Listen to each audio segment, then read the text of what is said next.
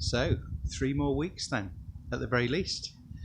I wonder if in this season, now that you've got used to things, whether you can start to think about thriving rather than surviving, and just being around the garden and seeing it in full bloom, and in spring you can see that thriving starts to happen.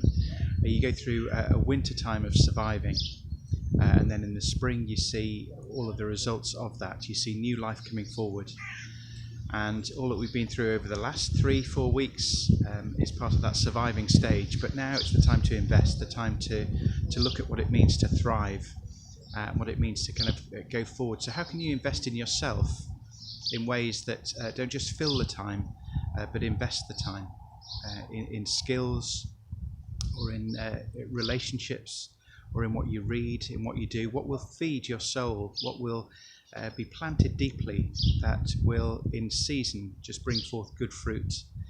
And for some of you that might be quite difficult as you think about looking after children, and time is kind of filled.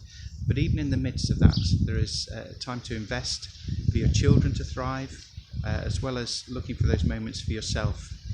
So I wonder whether that might be to do with prayer, to do with reading the Bible.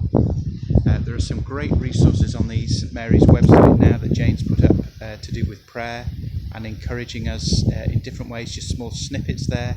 You can click onto the web page, you'll see there a page about prayer.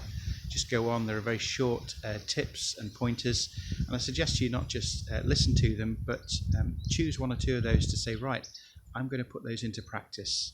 I'm going to plant that seed that in time and in season will bring forth good fruit.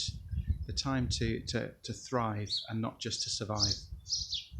It echoes one of my favourite psalms, Psalm 1, which describes people who follow God as being planted like next to streams of water that will bear fruit, whose leaf will not wither no matter what comes and the circumstances of life.